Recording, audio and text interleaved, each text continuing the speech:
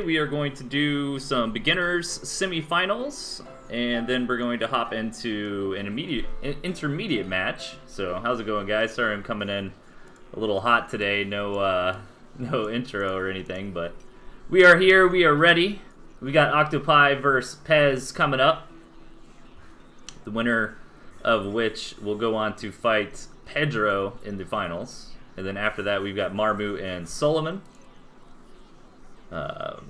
I guess I probably shouldn't have said that for people that haven't seen it. Sorry, spoiler alert. Yeah, I think we are ready to roll whenever the players are. Good to see everybody. We got a lot of Tooth and Tail coming up this weekend as the tournament is going to come to a close. So stay tuned to the Discords for more information there. I think the plan is to do a lot of stuff on Sunday between a couple streamers, a variety of different casters, so it's going to be a lot of fun. I'm excited. I hope everybody's been doing well lately. Here we go. Looks like we're getting into it. Match number 1 here. Whoops. Okay. My stream is set up right to where you guys can't see my whoops. That's good.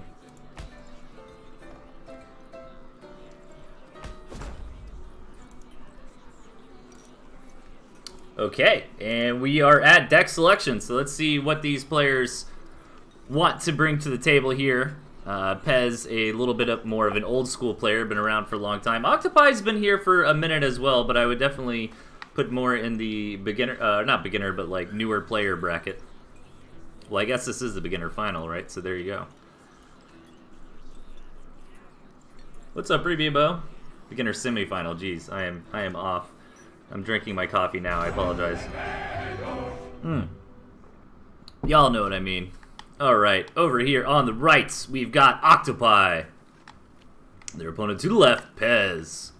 Pez already getting me a little hyped up for this match with the ferret balloon. Let's see if he can pull that strategy off. It can be difficult to do, but if you get away with it, it can be very impressive. So this is a pretty crowded map here as far as the Grismals go, and it's also really short, you know, so I wonder if the players might try to get into the illusion of a macro game that this map kind of presents here. It's like, hey, both players have 3 mills right there, that's awesome, but man, this is a really good opportunity to get aggressive. I mean, you're so close spawned that various timings and windows are a lot larger. Also, these players could take some sneakier bases up top. Looks like we're going to have 8 farm openings from both sides. No moles or anything. Squizzard here for Pez, but Octopi does have the toads. Although I kind of like toads a little better to deal with tier 2, to be honest. I mean, it's always nice when you have them against the lizards. Let's see what they want to go for. Maybe some 8 farm doubles. That's always a nice and standard thing to do. Can kind of punish your opponent in certain situations if they try to get too greedy. It's nice and safe. And yeah, both players just going for the 8 farm double. That makes sense to me here. I mean, the map is so small. You really need to be on your guard about getting rushed, you know. More tier 1 from Octopi. Now, going for a third tier 1 Warren is a little bit interesting. Most of the time, players will try to get an expansion, or it looks like what Pez wants to do here is grab a tier 2. Ferret's a little more bold. I was going to say, like, skunks would be safer. I'd maybe prefer to see the skunks as your first tier 2 here, you know, just to have some power to your army, and then kind of add those ferrets on a little bit later.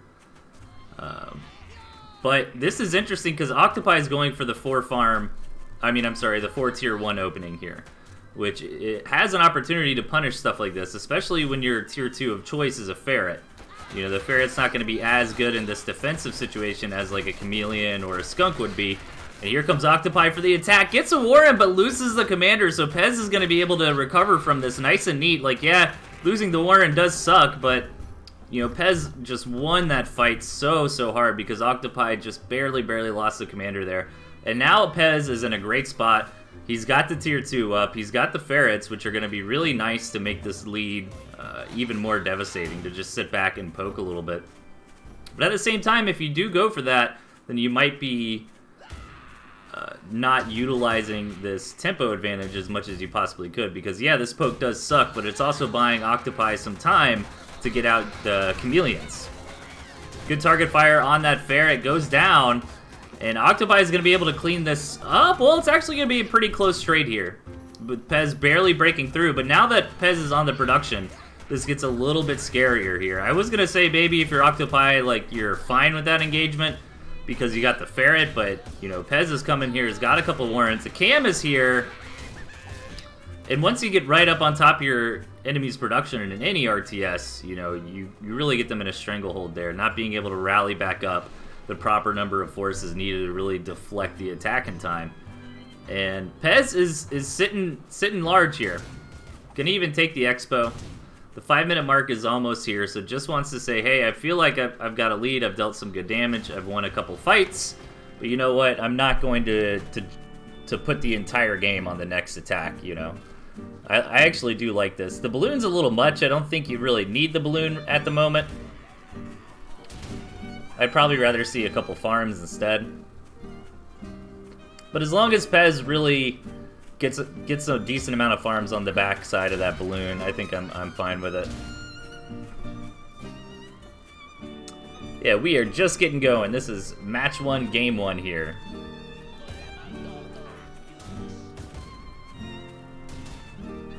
And now we see this ferret balloon poke combo, which is nice, but to really get the most out of this ferret these balloons would ideally be a little bit farther forward here. But hey, picking up some tier 1, this is good. I think Octopi's doing a good job trying to keep up in farms here. Almost gets that ferret. That is definitely one way to come back, you know. Maybe start dancing with some lizards or some toads up front to deny the ferret poke here. Maybe too many squirrels for that. You can kind of try, but once you get to like 12 squirrels or so, the numbers, you know, like the ferret will eventually hit a few.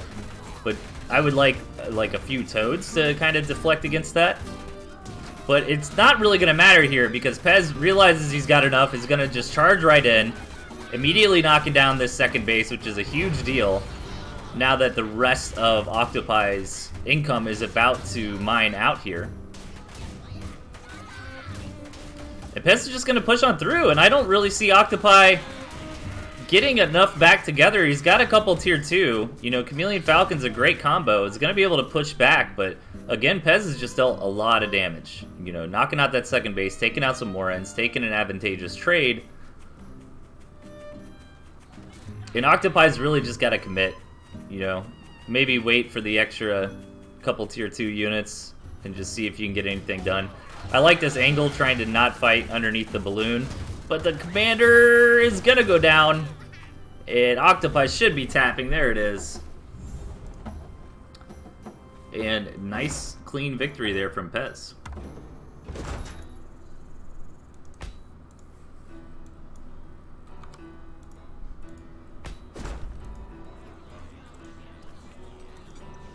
Okay, heading into match number 2. Let's see if either player decides with a different to use a different composition here. Pretty similar stuff. Looks like Octopi dropped the Falcons. I don't recall if he had a Badger last time. Actually, yeah. Okay, in the right, we've got Pez. And to the top, Octopi. And again, man, with these rush distances, you know, this is a little bit more normal, but I still feel like these rush distances are very small. And you really have to factor that into how you approach the game. You know, even going for things like a fast tier 2 can be more dangerous, as we saw Octopi last round. I think that first attack was good, and it was a nice little example of counters and openings, you know, like 4 farm tier 1 versus an 8 farm double into tier 2. Now, 8 farm double into tier 2 is still, like, really safe. I would say that the 4 tier 1 Warren opening would kind of hard counters people that are a little bit greedier, you know. Sometimes players try to go for, like, an 8 farm single tier 1 into tier 2. I think that would be in a lot of trouble.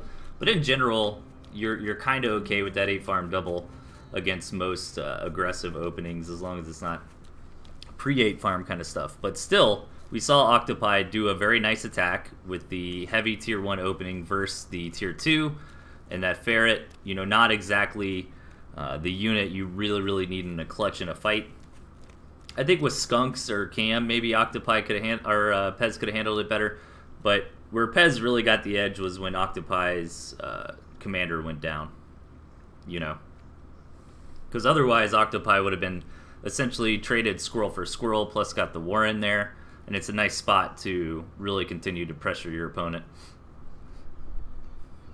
So we see some more 8-farm doubles here. Again, some nice safe openings. I do highly recommend opening like that while you're getting the feel for Tooth and Tail. And then back into a tier 2. This time it's Octopi going for the quick tier 2 in the form of a skunk. So Octopi is putting together a nice little push. You know, I wouldn't even hate to see a pigeon warren get thrown down, then maybe move out with like 12 squirrels, 2 skunks, 3 pigeons. You know, put on a little bit of poking pressure. I think a skunk opening is really good at that. And yeah, this map is going to be rough to expand. Octopi can kind of, you know, go this way. But even the second... I actually do like the second base the more I look at it. Like, it is on the high ground. It's awkward to attack in because of the ramp situation and water right there. And meanwhile, Pez can expand down and actually have access to a lot of grist mills. Like, this is a little bit far away from the main, but once you kind of control that island of money down there, you're good to go. And since Pez does have the lizards, that could be the case. But interesting, we see Pez throw down a balloon on the one base that Octopi scouted. Okay, Octopi did, and I feel like they responded very correctly. Just say, okay, you know, I'll take up a mill. I'll throw down a bunch of farms on it, would be nice. And just let you play at 120 food deficit.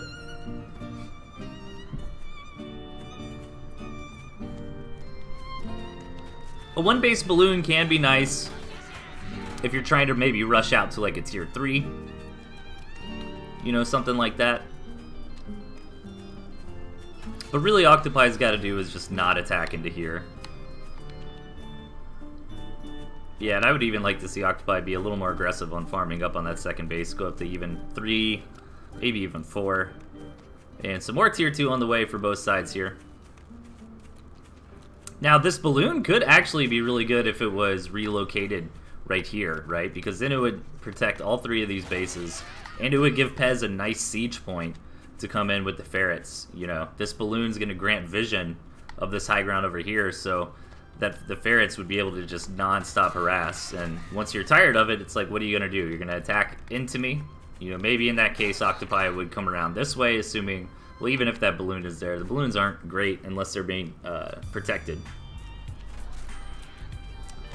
I don't know why I'm getting alert sounds, but thank you.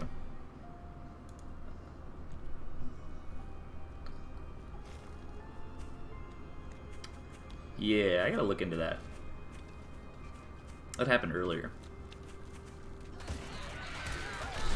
Okay, Octopi deciding to jump on in. Hoping that the Cam skunk comp here will do a little bit better. Are the Cams even here? No, I'm sorry, he doesn't have the Cams yet. But he is going to push forward and just devastate this position for Pez. Wow, that went really well for Octopi.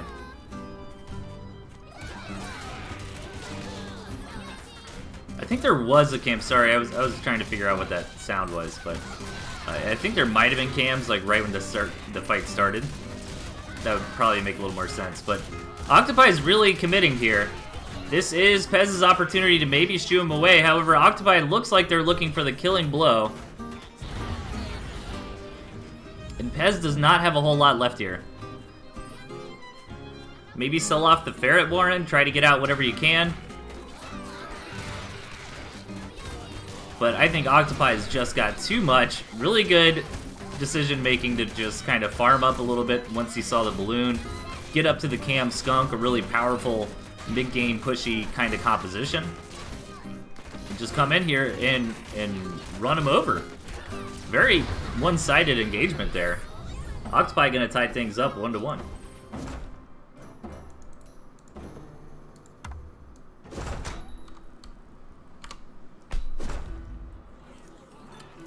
The cams were there until they were dead. Yeah, that's what I kind of figured after the fact. Sorry, I got distracted by something behind the scenes with my stream. I was like, wait a minute, you couldn't have ran over him that hard if you didn't have the cams out. But okay, now we got a series on our hands. I'm really glad it's 1-1. I'd love to see this go all the way to Game 5 here. Nice little adjustments to the comps. It's always cool to see players not just sticking with the same thing every game. And on the right, rocking that Fox, we've got Pez. And to left, Octopi. Toads from both sides here. Which is also funny because they both have the cams. Like, I feel like the Toads are kind of good in two situations nowadays. One is to just power through some tier 2 units like Chameleons, especially in higher numbers later on. The Toads can get a lot of value that way. And for two is they can create engagements that aren't necessarily cost effective all the time, but might be enough to get you through to that like crippling amount of damage. You know, like sending a big attack in, you've got some Toads like hitting Warrens and stuff. You can't underestimate that crit. And here we go, Octopi getting a little fresh here with the 5-farm double lizard. And it is scouted. So let's see how Pez responds. He's got squirrels. I think just going a 6-farm more, and yeah, he's even going to try to stay on 7 farms here, which he's probably okay. This is a pretty far rush distance. I think Octopi will be able to pick this corner pig off. Definitely, if he doesn't screw around, he should get there in time. Oh, he took a little bit of cabin fire on the way. That could actually make a big difference here. But, yeah. I normally like to wait for 3 lizards before coming in for the pig. But 2 would have got it done there if he didn't take the cabin hit. So, not super efficient, but nice response there from Pez on the defense. I think losing 1 farm, especially since he got a couple lizards in the process, is not the end of the world. I think Pez is perfectly fine here.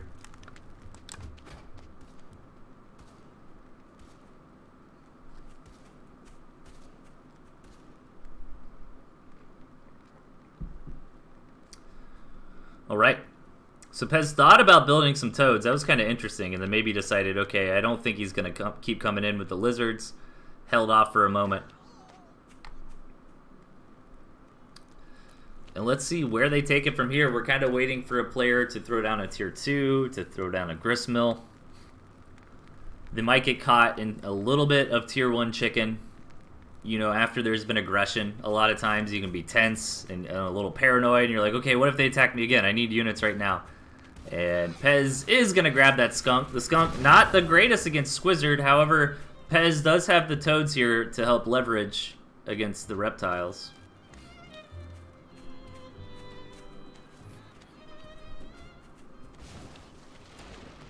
Ooh, Pez taking an expand. Hasn't seen the campfire yet. The campfire to me normally indicates like an extended 1-base play. You know, it's a great tool if you just want a little bit of extra oomph, but don't really want to commit to expanding if you want to stay on a 1-base strategy. But I wonder what Octopi is going to think after he sees these lizards. Because, ooh, Pez actually teched out of the skunks. That's really interesting. Because I was going to say the lizards, you're in a rough spot with Octopi. Because you're like, okay, yeah, they're going to get hurt by the Toads. However, they'll be good against the skunks. But Pez actually adjusting to a very anti-lizard comp here. This Squirrel Toad Chameleon would deal with Squizzard very effectively. And now Octopi is trying to make a drastic transition here to 4 Falcons. I wonder if this is the answer. You might think to yourself, like, oh, well, the Falcons can hit the cams can't hit the Falcons, right? Well, the problem is if Pez gets in there and deletes all the supporting units for the Falcons and the squirrels are left over to just gun them down.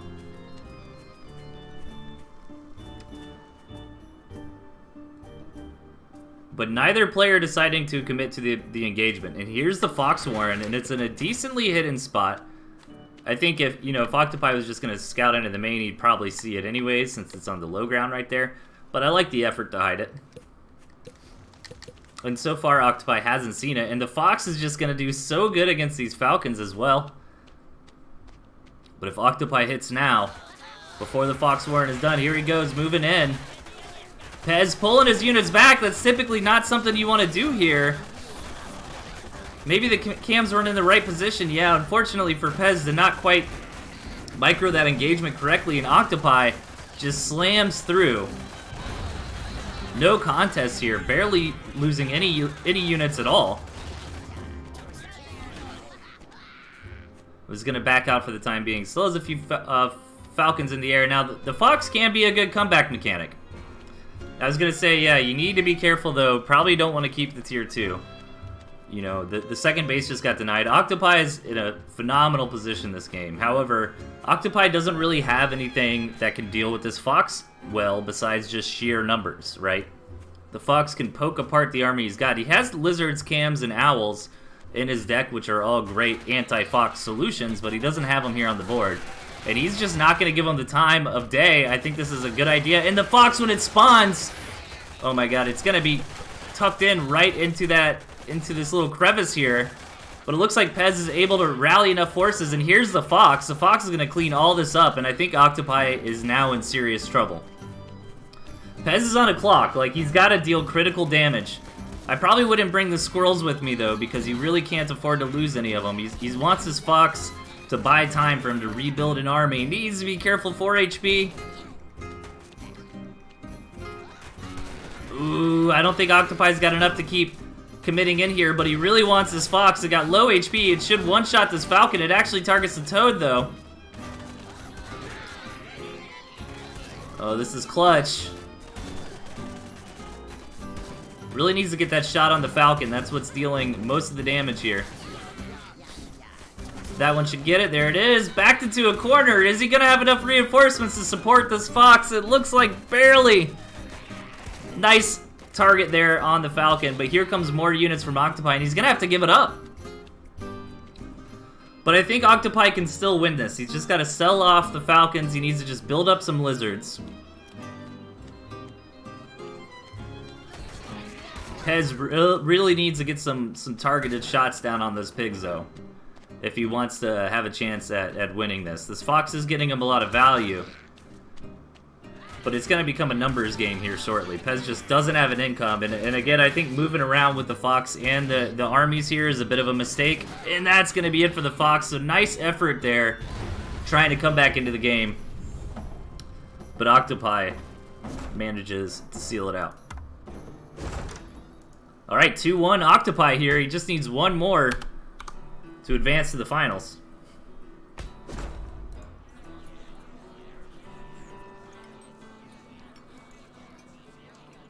That was a fun match.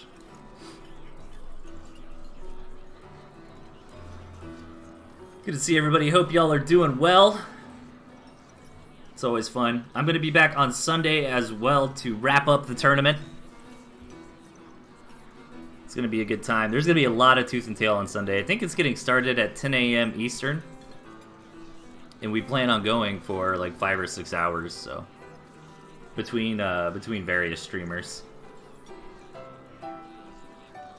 All right, the players making their final picks. We got Mines and Turrets this match. On the left, we've got Pez, and opponent to the right, Octopi.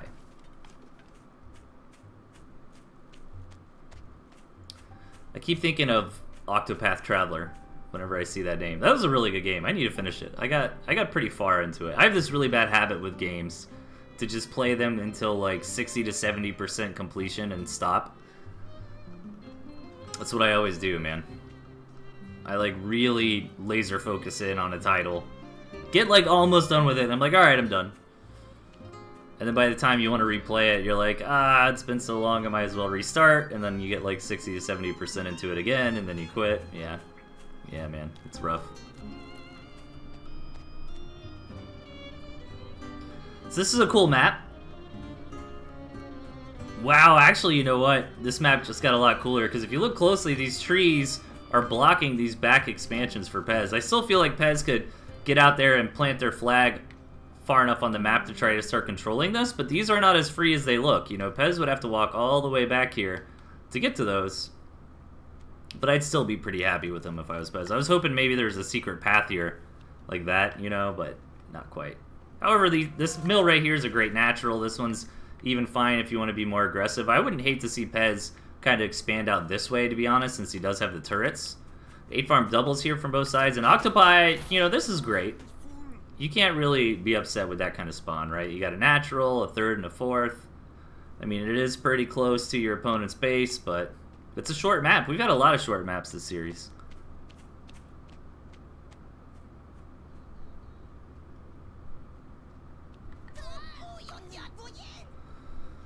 Yeah, Kerpa brings up the warrant spacing in chat. That is kind of interesting. Sometimes I've done stuff like that when I've had turrets to like try to stick a turret in the middle. But Octopi does not. He has the mines. And ferrets are on the way here for Pez again. And so far these ferret openings haven't really been working out.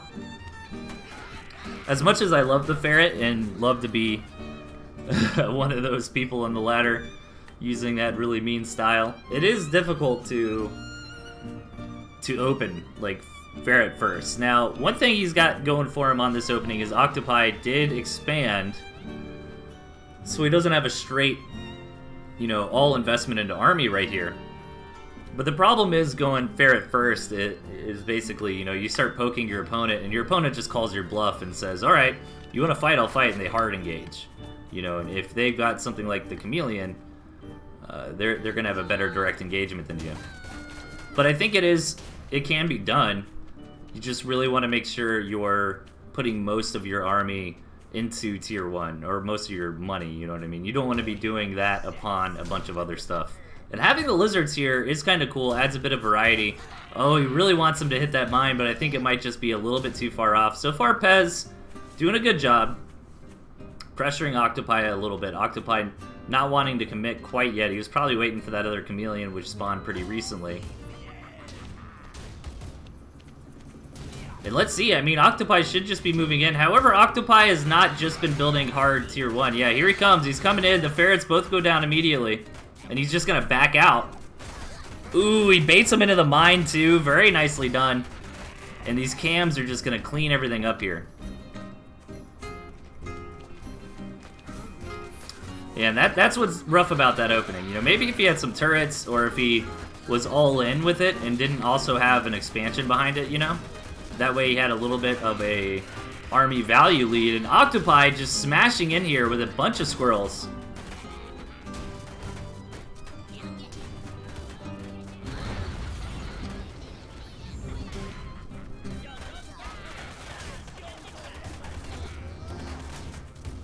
And I think this is going to be all she wrote. Congratulations to Octopi for advancing to the finals. That's going to be sweet. I think he's going to play against Pedro, right? So we're going to have a Pedro versus Octopi finals on Sunday for the Beginners League. Yeah, Pedro, man. It's going to be a new school versus old school fight right there. Pedro's been around forever. Pedro's been around as long as I've been around, I think. I think I remember Pedro from, like, late 2017. Alright, so that means we've got intermediate semi-finals coming up next. Marmu versus Solomon. We've got Solomon here. Let me do a little scoreboarding. Bam. Get everything set up. I'm really excited for this match. I think Solomon's been playing phenomenally lately. And Marmu is also a contender here, you know. All the way here to the semis. My gut is saying Solomon. But I think Marmu could pull an upset. You know, he beat Heartseed in the quarters. And Heartseed's not bad. Heartseed's not bad. Solomon, no idea who to choose here. But your heart is saying Marmu. Yeah, I don't know. I'm excited either way. Marmu's been doing more streaming, some more tournament organizing. That'd be really cool to see him get to the finals, but I feel like Solomon's really been putting the work in. You know, this guy's always laddering. He's normally in the unit discussion in the Discord, you know, chatting about various strategies. I think we need Octopi to move on out of here. So I'm excited. My gut is saying Solomon's walking into this favored. That's all I'm saying. That's the Delthius hot take. All right. I think Octopi might have AFK'd or something. So we are gonna go into a new lobby here. I wonder how much we need to get a playlist together of this tournament. I think I have all my stuff saved. I hope I do. There's been so many streamers in this event. So many streamers. All right. Nobody look at this password. Please, for real though, please don't join because they might introduce latency. I assure you, my camera work is top notch. Okay. Yeah, I was gonna take a quick look at all the different streamers we've had because it's been quite a few. Yeah, Kerpa's been streaming here. Woody Pun, of course. Yeah, Marmu, Jed Erickson, QQ, Tickle Bandit, Solomon's been doing stuff too as well.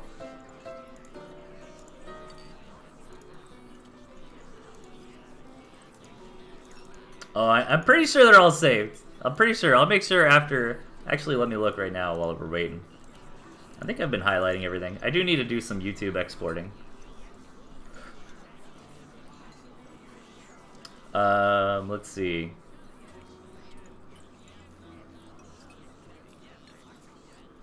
Okay, I highlighted my feast, but I didn't highlight the quarterfinals, so I'll do that. I'll do that right after the show. I'll highlight this and that. Bam.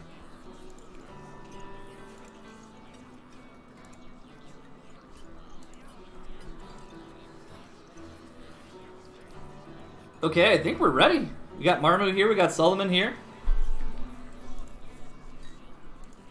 Let's do it. Good luck, have fun.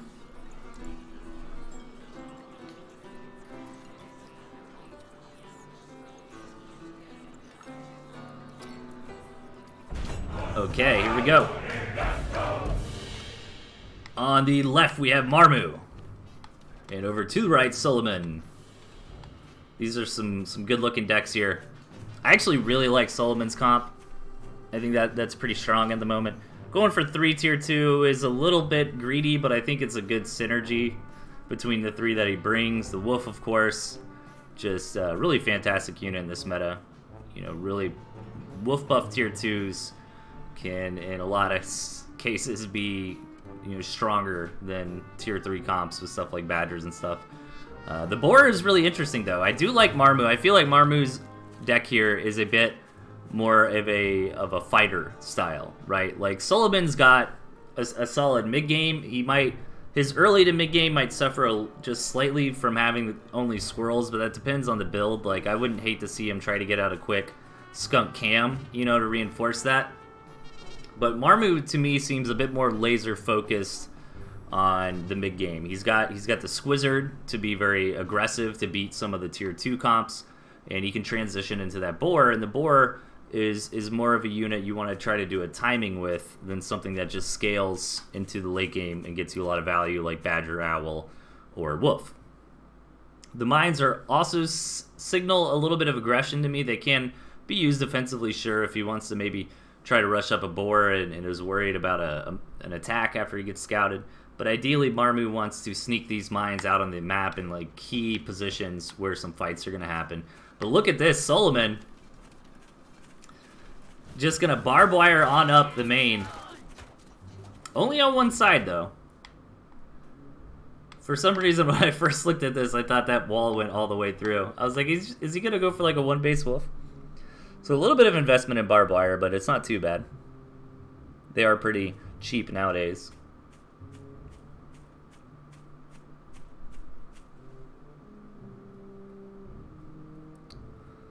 And the tier 2 coming up.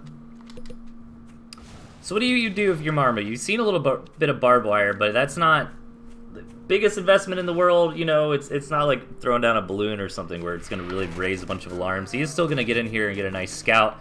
He's going to go ahead and try to head up to that second base. I mean, maybe one thing you can take away from the barbed wire is perhaps Solomon isn't interested in a very, very fast attack.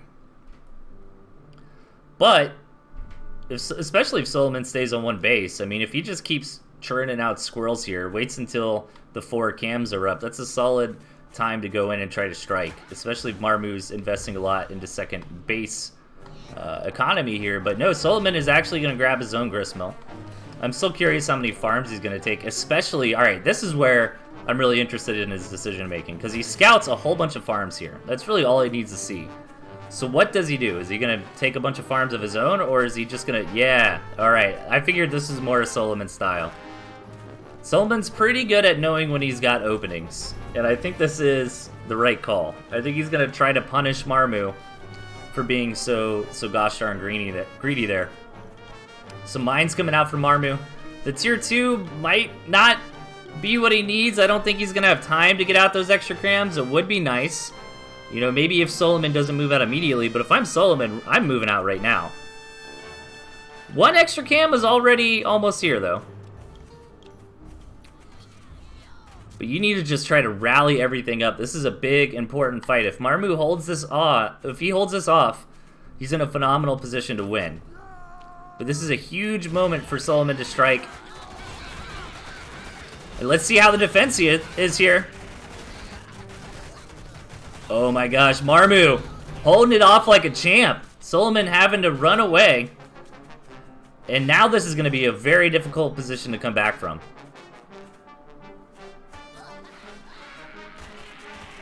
Solomon's just so far in the lead with that second base.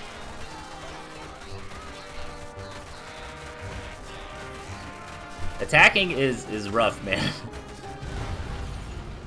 Nice try there by Solomon. Marmu with the awesome defense with a good micro in that fight. Holds it on. I thought trying to get the extra cams were too greedy, to be honest, but had just enough time to get them out.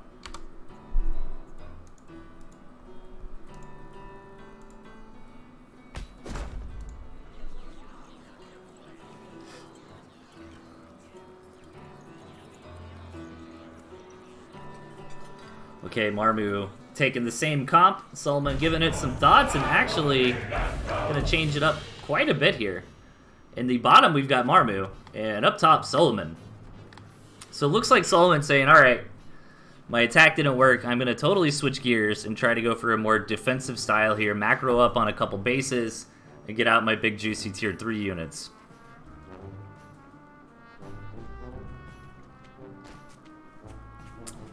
Meanwhile, Marmu's just got the same strategy, and I think it can work. You know, what Marmu was doing last game is a fairly nice progression style to play Tooth and Tail, right? Like, oh, you know, get up to 8 farms, get some tier 1 out, grab a tier 2, expand, grab another tier 2, keep building tier 1, build some farms. There's a nice little kind of advancing up to the Bronze Age from the Stone Age, you know?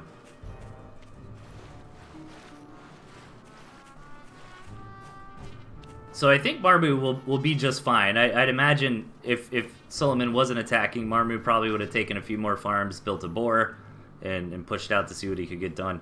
And I think the boar could do pretty decent here. I'd rather see the badger, I think, out of Solomon if we do get to tier 3. He'll probably end up going for both.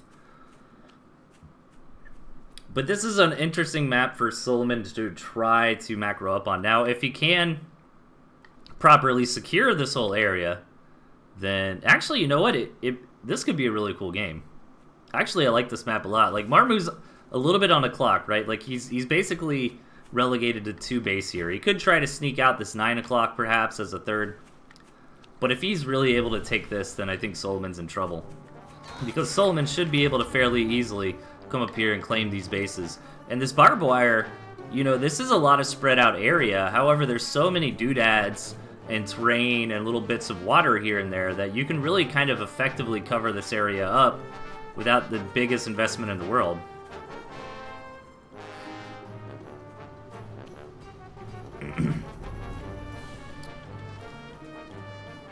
But once Marmu gets up to like Cam Boar, I don't think a little bit of barbed wire is going to stop him is the thing. But Solomon really wants Marmu to just play like he did last time. Maybe that's why he decided to make this adjustment. He kind of felt out what Marmu was going for in the first game. Was like, all right, you want to play a macro style. You know, you didn't do a build that was set to timing attack me or anything. Nice scouting here from Marmu. Sees everything. So I'm going to take a deck that is going to favor playing against that playstyle once I can get up to Falcon, Badger, Owl.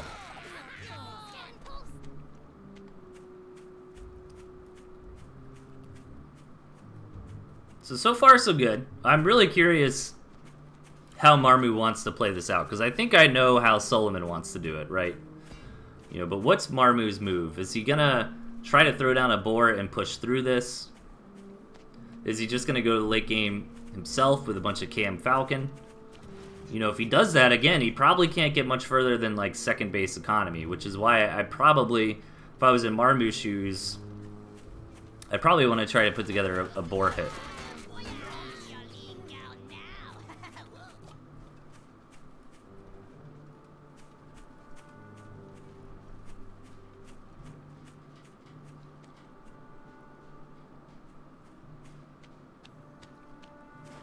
And there's the boar warren. Yeah, I think this is the move. And Pez did not quite see it there. So doesn't know about it just yet. Or Solomon, jeez. But there's the Badger. So kind of sensed it out. And this is about the right time to take a tier 3 anyways. And maybe the fact that he didn't see just full second base saturation kind of cued it to him. Marmu actually not able to get in there and scout the tier 3 Warren, but he probably doesn't care a whole lot.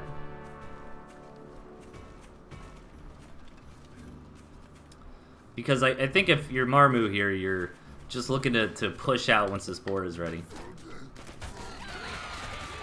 Oh, Solomon again, not going to see that tier 3. Nicely hidden there. But I think Solomon's kind of prepared for it anyways. He's got a lot of Falcons on the way, as if he suspects something like this. And the Badger's moving and grooving as well. Marmu gonna try to come in with some lizards, but Solomon is not, or Solomon's in the right position to respond. Both players building up to a lot of Falcons here. And again, the Falcons do make sense, because they are a good counter to most of the tier 3.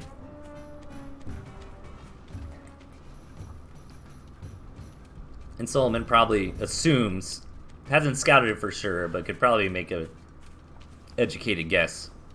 Tier 3's on the way. Oh, and Marmu moving out when Solomon is not there. Solomon probably recognized the army isn't home, though. Yeah, this barbed wire is going to alert him to the presence. So here's the big fight. Badger did barely make it. The Badger's on the back, coming on in.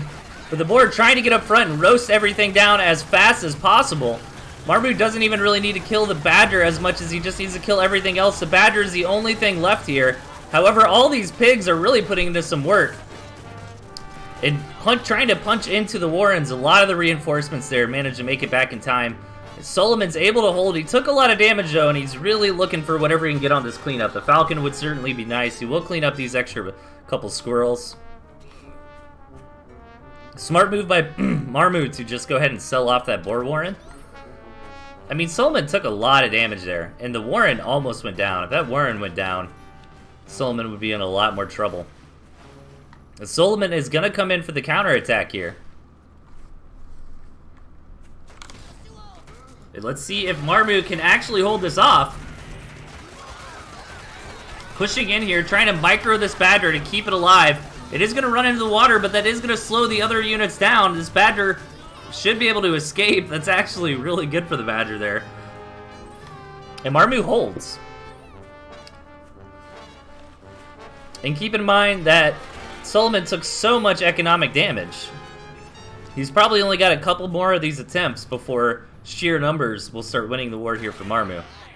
Picking off that Badger would be nice, but again, Marmu doesn't even really have to. If he keeps knocking out all the supporting units, that could be enough to just bleed Solomon dry slowly over time. This Badger is getting a little bit cornered, though. He can't slide through that little doodad there. It was in the way. It looks like a little satellite dish. That is rough. It did look like you could make it through there. Marbu's gonna take it.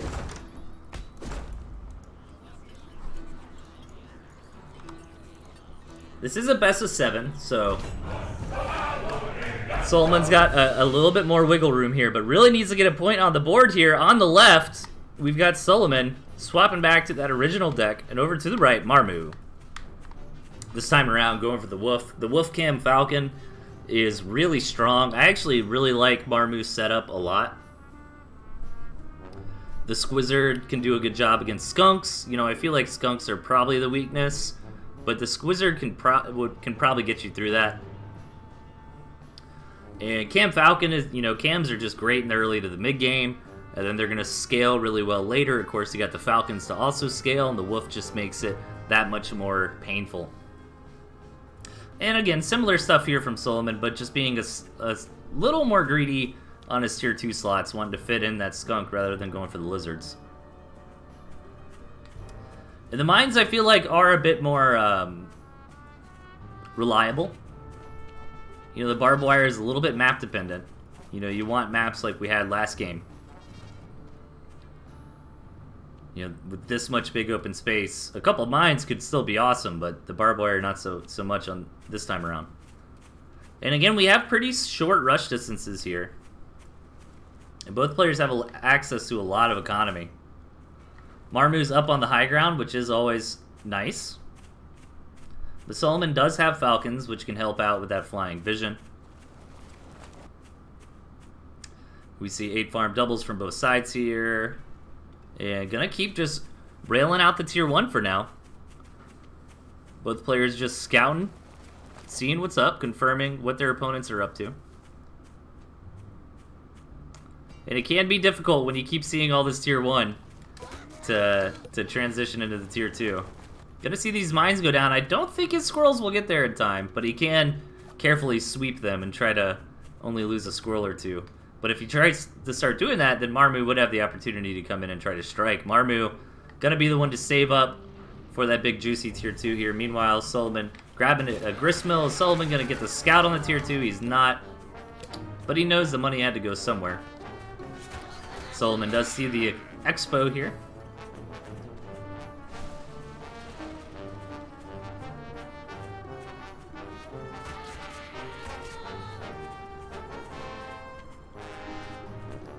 And we're going to get into some cams. Really respectful early game from both sides. Neither player doing anything very greedy. Neither player trying to pull a fast one. They're just playing very straightforward, very safe. And kind of got into a gentleman's agreement, you know. It wasn't really even that. It was just that both players were very well prepared for any kind of attack. I love this. I love only building 3 lizards to do this. Because even if you lose these lizards, it's not a big deal. You took out this pig. Ooh, one's even going to get away. And that's even a rough pig to rebuild. I actually wouldn't recommend doing that. You might as well just build on a fresh plot of land over here. Because a lot of the money's already been sucked up from that patch. But yeah, it was an interesting early game, because I don't think it was a gentleman's agreement. I think a gentleman's agreement's more where both of us are just being very greedy and neither one's punishing. Like, both Marmu and Solomon progress out of that early game very safe, like throwing down 3 to 4 Warrens before going into tier 2. You know, taking a second base in an appropriate time, keeping the scouting up. You know, not trying to get too many farms ahead of their opponents. Solomon did edge out some more chameleons, but surprisingly, even with chameleons, it is actually hard to attack into a well-defended position. You know, stuff like snakes and skunks and ferrets really do a better job at that. For all the strengths that chameleons have, I do think that is one of their weaknesses. As we saw in Game 1, where Solomon tried to really dive into the fortified defense.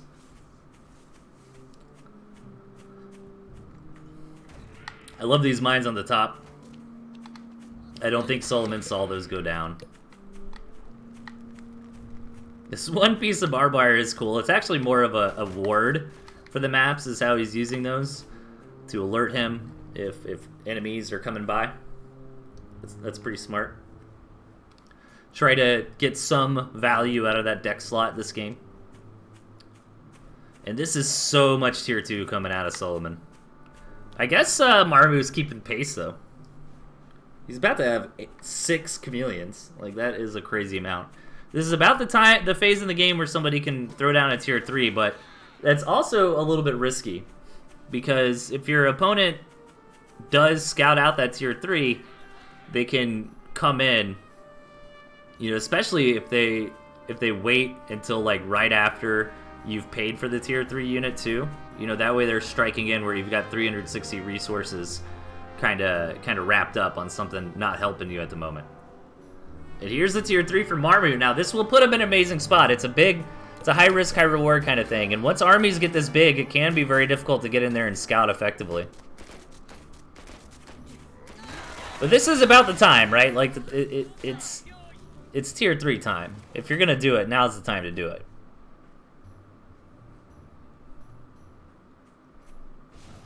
Taking a third base here is Marmu. I've been watching too much StarCraft lately. Oh, gosh. It's very close to Maru. It's only one letter off.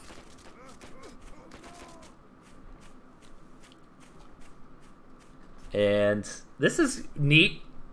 Kind of building a few farms over there, perhaps. It looks like that's what he wants to do. He's waiting for that wolf to be bought and paid for.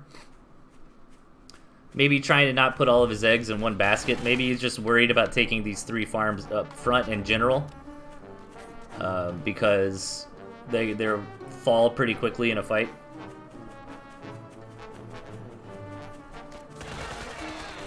Meanwhile, Solomon's taking that extra base in the back, and I don't think Solomon ever really considered the tier 3 here. Building a lot of Falcons. I mean, the wolf buff on Cam Falcon is pretty damn good. I mean, maybe Solomon will just have the raw numbers. He is finally going to come in and scout. But he's basically going to be here for the wolf's birth. Because there it is popping out.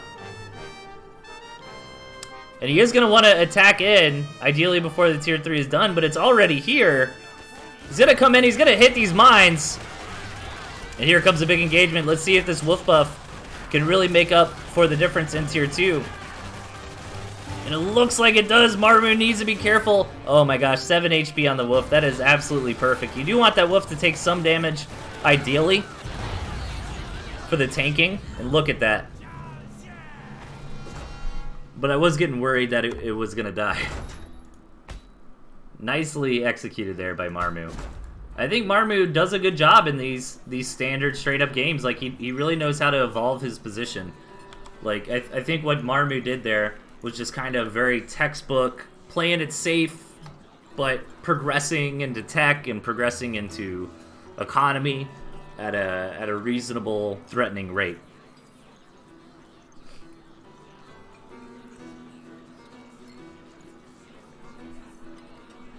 Those mines really did a lot too. Solomon walking up on that ramp and taking a ton of damage. Now Solomon's under some pressure here. He's down 3-0. Marmu looking to be in great shape. The old caster, I caster cursed Solomon, man. I talked him up. He can do this. He can put some points on the board. You know, I think either player, of course, deserves the win. Both of them are playing phenomenally here, and these are some really close matches.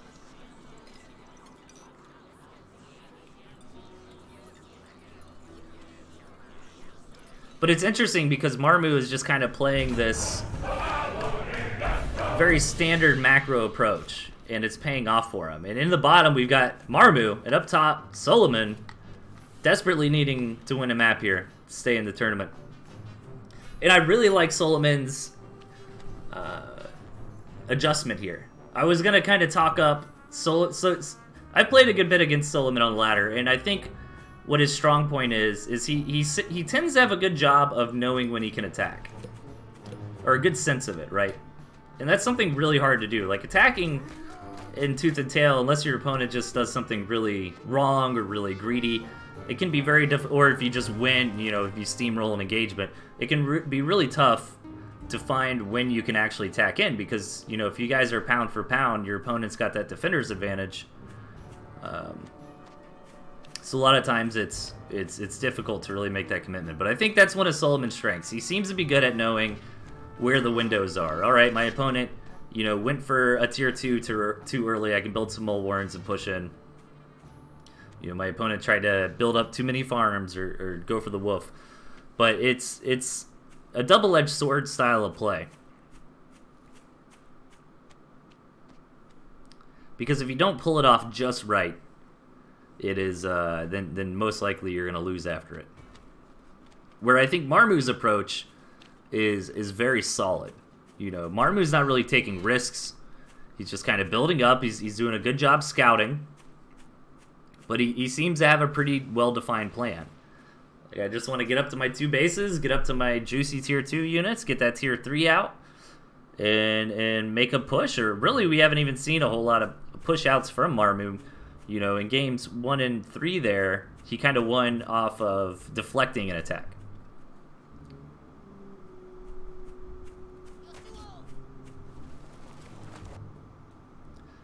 This is a really cool sneaky expansion, by the way. I'm curious if Solomon is going to sniff that out or not. Now, he has already scouted the map. I actually get worried for stuff like that if the opponent hasn't had the chance to get the lay of the land.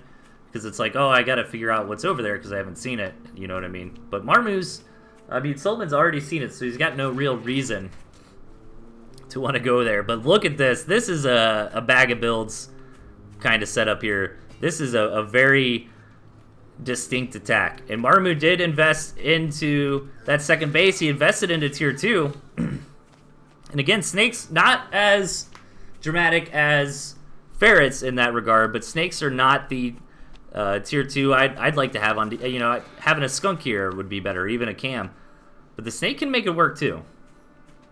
But Solomon putting his whole tournament life on the line with this attack. Gonna move forward with the moles to trigger any mines. He's coming in.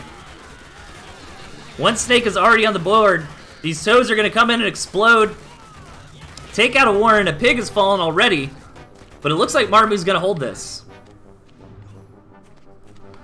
And Solomon is gonna back out now. He did deal some damage. I think he dealt enough damage to be okay here. And he's seen the snakes. He doesn't have lizards. But that wasn't crazy all in. I think Marmu held well. But Marmu did take some structural damage there. But the problem is this gristmill that he already paid for. You know, now Marmu can rebuild that farm elsewhere, like he does. And I wonder if Solomon is going to think to himself, you know, maybe he's got an extra base because of that. Because why would you not rebuild that farm, right? Unless you had another base, or if you're really all in.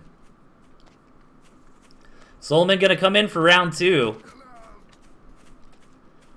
And I'm not so sure if this is going to work. These toads need to do amazing here.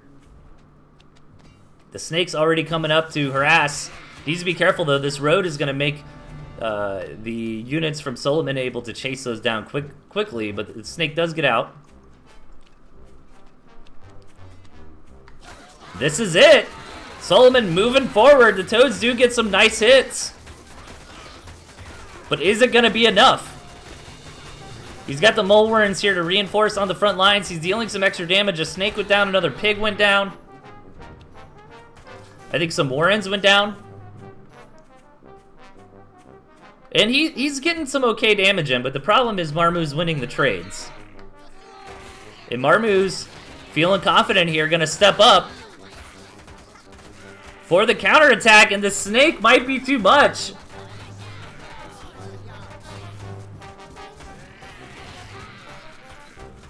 Oh my gosh. Alright, this last snake is all Solomon has to deal with to stay alive for now. 5 minutes has come and gone. Both players' economy taking a dive. However, Marmu does have that second base.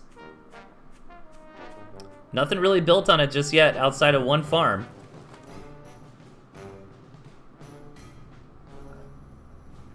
Solomon needs a miracle here.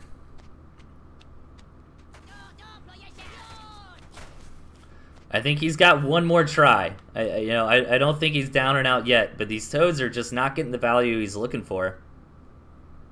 He needs to catch this snake. He needs to find this base. Something like that.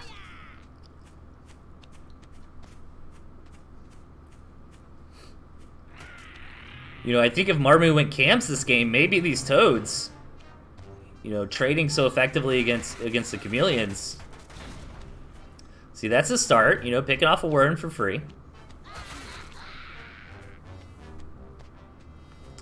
But the problem is Solomon probably thinks he's in a better spot than he is, right? Like, he's coming in and he's like, all right, man, you're basically starving at this point.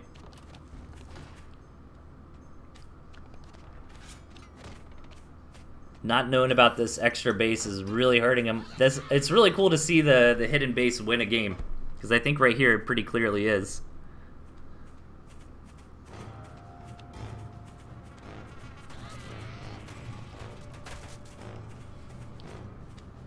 And this is it for Solomon. He's got one last hurrah.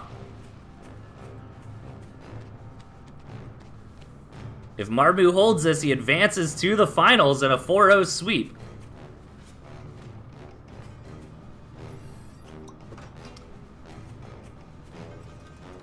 Alright, Solomon deciding, you know what, I'm going to farm up. I'm not going to put it all on the line right here. But again, he must think he's got this cabin. And now he's probably put 2 and 2 together. Like, he's got to have a base somewhere else.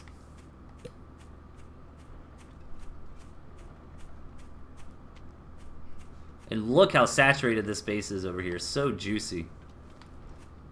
Solomon finally scouts it. He's going to jump on it. Ooh, actually he doesn't. Maybe he thinks Marmu's units are over there and not home defending.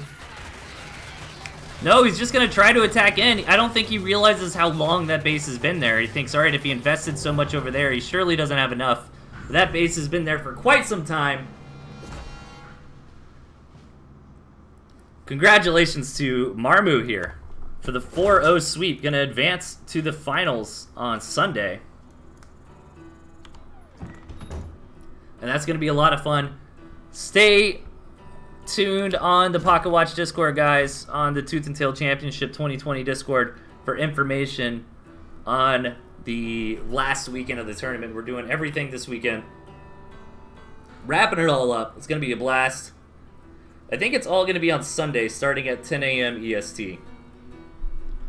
So that is it for me tonight, guys. A little bit of a short show, but that's all right. We'll be back on Sunday with some more. I'd probably play some more or something, but I am actually really hungry. I haven't eaten like anything today, so I'm gonna get some dinner. When's the next feast? It's gonna be next Friday. I think we've got a little bit of break from event casting.